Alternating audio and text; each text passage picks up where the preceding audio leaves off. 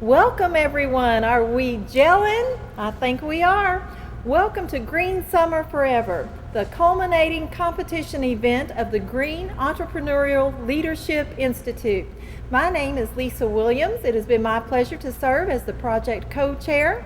I would like to introduce the Superintendent of Hardin County Schools, Ms. Nanette Johnston.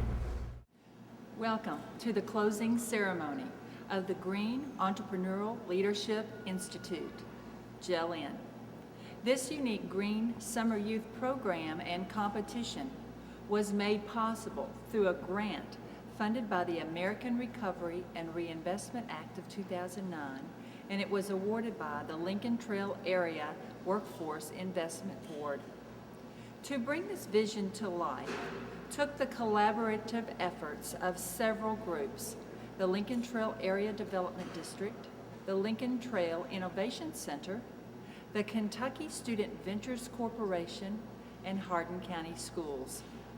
Without the dedication and the determination of these entities, this opportunity would not have become a reality. The Gel In program has served over 130 youth in our 8-county region. These youth have learned about green initiatives, how to start and run a small, low-cost business, and how to develop a plan to help their community go green. As a school district, why did we choose to be a partner in this endeavor? This is an effort designed to help people in our county and other counties ages 16 to 24 to be contributing members of a society. This opportunity also helps us to build relationships in a new and innovative way with other agencies as well as other counties. But above all, we saw this as an opportunity to provide participation in skills that we deem as invaluable in today's technologically advanced work environment.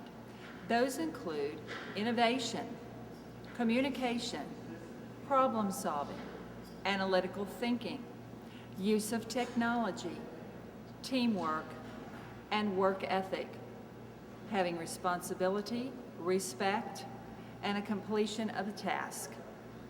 We want to take this opportunity to thank all of those that took a risk, that developed this project and worked to see it through to the end.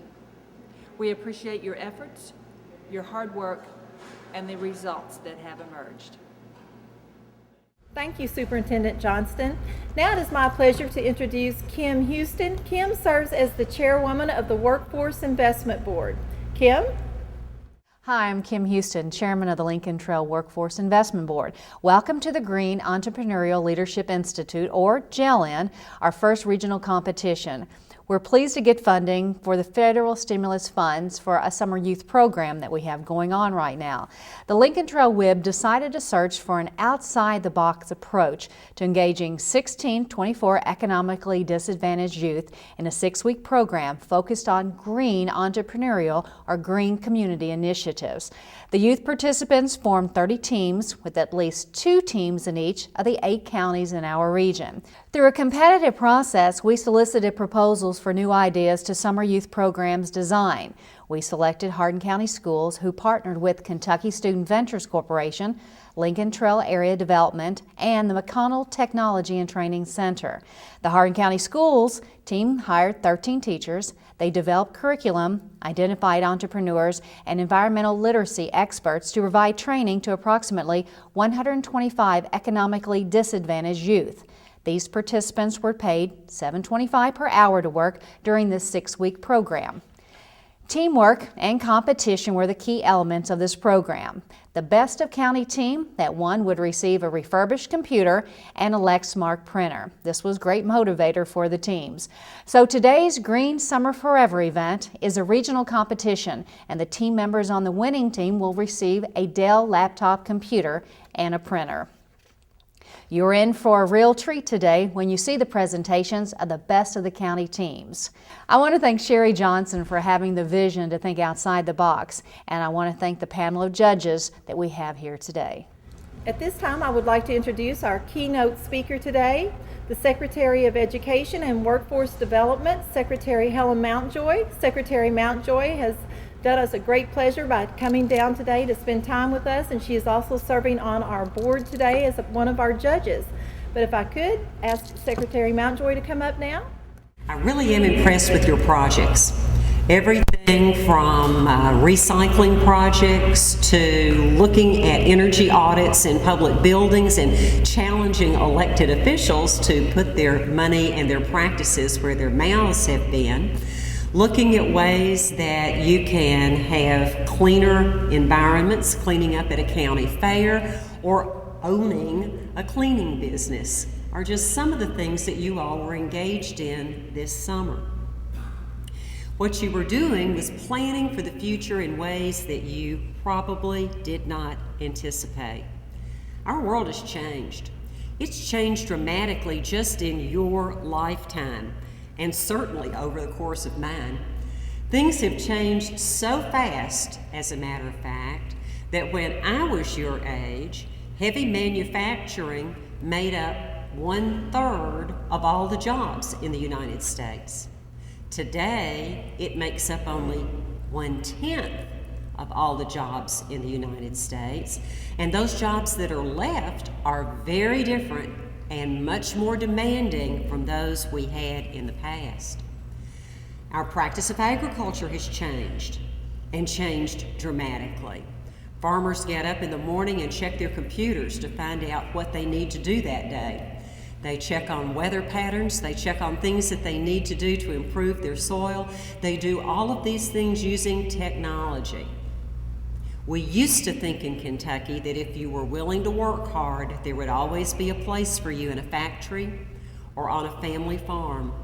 And sadly, that's no longer the case. So we have to look at new things that you can do, and we have to look at new skills that you're going to need. Do you know that for a college graduate, one who just finished college this year, the job that that person will hold by the year 2015 has a 50-50 likelihood of not having been invented yet? It's hard to prepare for a job when you don't know what it's going to look like. So we have to start by looking at what kinds of skills do we know everybody is really going to need. 90% of all the products that the Intel Corporation, you know, the Intel inside people with the computer chips, 90% of the product that they ship on December 31st of a given year was not invented yet in January of that same year. Change is coming fast, and the only way we can deal with it is to be prepared for it. We have to look at ways that we can meet what employers say they need. And Superintendent Johnston has already talked about those. Critical thinking skills, communication skills, creativity, teamwork, learning in a context and learning as you do, using information technology to get your ideas across. In every one of your projects, I saw every one of those skills. These are things that are going to help you not just today, but tomorrow and forever. Now, what are you going to do? How are you going to live in a new world?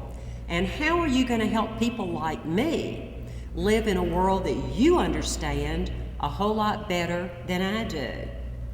Well, the first point is the green part. That's understanding the environment in which we live. Understanding that we're really stewards of the earth and that there are an awful lot of things that are not renewable. When we use them up, they're gone. And we have to look at ways that we can harness power in different ways, whether it's with wind turbines or whether it's with hydroelectric power or whether it's with some other means of providing electricity and other power. And at the same time, we have to be aware of the skills that are going to be required to make those new energies work. We have to understand, and you've learned this summer, that working for somebody else is not the only way to lead your life. You can invent your own job. You can invent the way you want to spend the rest of your life. What we really want you to do is not just think outside the box. We want you to build a whole new box. And we want you to climb up on top of it and reach as high as you can go. It takes hard work, both hard and soft skills, but it can be a lot of fun, as you've found out through the work you've done this summer.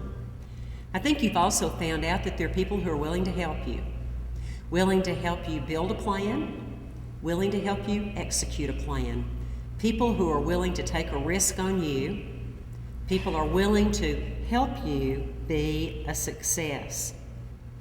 Along with other things, I'm looking forward to judging your projects from this summer.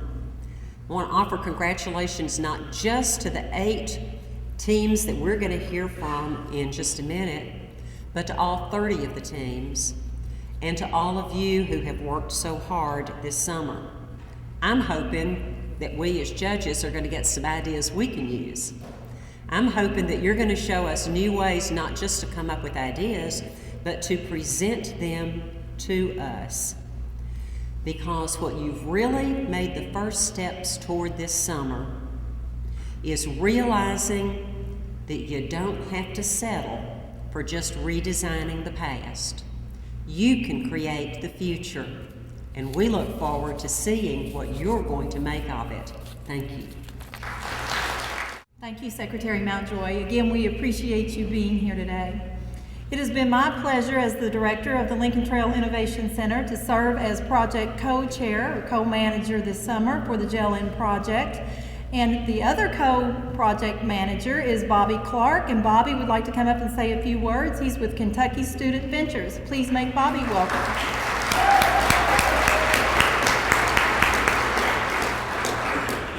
What an exciting day. I want to welcome everybody here today. It has been an incredible 6 weeks. I've gotten to know many of you very personally, and had the pleasure a couple of weeks ago of actually meeting with each team, all 30 teams, and spending 15 to 30 minutes with you and coaching you on business plan development and how to put your plans together. You were already pretty much down the path, but how you could improve your plan. When this venture or odyssey began just a few weeks ago, it started with Maxine Rudder, one of our judges today, and an orientation session for the coaches. We had that held that in Lexington. And at that point in time, we had a sketch. We had a vision of what we wanted this program to evolve into. And it exceeded our expectations many times over because of the youth enthusiasm and excitement to take concepts and ideas and do things that we never even thought of. We had some ideas already written down on paper, but everyone was just amazed at what has happened over the last 6 weeks. There are other people that I would like to recognize and thank for their participation. We had Mo Miller and Bert Walker and Vicki Whitaker all provide presentation and training, taking their vast experience in entrepreneurship and the businesses and things that they've run to share with the young people participating in this program, to teach them about business plans and how to run a business and take those experiences. Nathan Rudder, who helped us and helped each of the teams understand about environmental literacy and environmental checklists, and using the tools that Bluegrass Pride and others have developed to help them and help the participants inventory the energy use of the school that they were in. I was told recently a school in Fayette County, Henry Clay High School, has a $110,000 a year electric bill. I was just amazed at that amount of money. And there was also, I think Nathan shared with me, that nationally, if schools would just turn off the lights in the vending machines and the Coke machines, it would save an average of $10,000 a year. I know this program has impacted me and my family. My daughter Amelia out there, who was rain today handing out some of the programs, she knows that I'm unplugging my cell phone charger and turning out lights more often, and so it's impacted me, but more importantly, it's impacted every one of the people that participated in this program. Not only did they get paid this summer, I know that they've gone back to their families and they've changed their behavior. They're talking to their friends and family and neighbors, and it's really making a difference. I also wanted to recognize and thank Connect Kentucky. Connect Kentucky and Lexmark made these printers available as prizes for the Best County team winners, and I want to thank them for their generous contribution. I want to thank Hardin County Educational Television, Gina Ryder, and her students that have not only come today to videotape and preserve this information for the future, but also had recorded many of the Best County team competitions. Each of you in a week or so can go to our website, kystudentventures.com or .org, and you're going to be able to see the business plans. You're going to be able to see the video presentations. You can see some of the video clips that we've done here, as well as some of the clips of the presenters that we had. Secretary Mountjoy pointed out, this does have the potential to be something that we can all be proud of, that we can roll out on a national level. When we met with Sherry Johnson in the bidders conference, and she started talking about this outside the box thing, we were excited. Didn't know where it would take us, but we knew that we wanted to do something not only to impress her, but impact the lives of 150 plus young people and the many coaches. I do want to thank the coaches that we have hired this summer. You all have done incredible work. I'm not going to name each one of you because I'm afraid I'd miss somebody. But you all have done incredible work with very little direction, but you have channeled and harnessed that power, that enthusiasm of these young people and created 30 magnificent presentations and programs that are going to have an impact for many years to come. I want to thank Robert King of Hardin County Schools and Gary Milby. I think when they got involved in this program, they had no clue. They've operated many a program before, but this program hit the ground running, and we had our issues, but we dealt with those issues on a daily basis, and I know we have a program here that we can all be proud of, that we can share nationwide. And so with all of that, I want to final thank you to Lisa Williams. We've, I think, made an incredible team this summer. We've only known each other for 6 months or so, worked on another project together, but I know we both can be proud of the work that we've done. And last but not least, my daughter Amelia, who shadowed me today and assisted. Without her and my wife's support, we couldn't make this happen. So thank you, everybody, and enjoy the rest of the day. Thank you, Bobby. As Bobby said, my name is Lisa Williams, and I serve as the director of the Lincoln Trail Innovation Center. We are an office that serves the 8-county region, the same counties that I have worked with this summer of the Lincoln Trail ad, and I serve that for the Department of Commercialization and Innovation for Kentucky. We work with entrepreneurs and startup companies, and we were very excited about the prospect of reaching out to the younger generation to inspire them to start their own business. This past 6 weeks was a wonderful journey with these young people as we all learned so much, not just about entrepreneurism, starting your own business, but about the green movement that is sweeping the nation. If you've toured the booth displays next door, you have an inkling of some of the business opportunities and green initiatives that your different counties are being offered. We hope that you take these ideas home with you. Green Summer Forever means it is obviously a green movement, it's a summer project, but the forever part is that we want you to instill these things that you've learned today, take them home, let them be a forever change that you take back to your county. I too want to thank Hardin County Schools. Mr.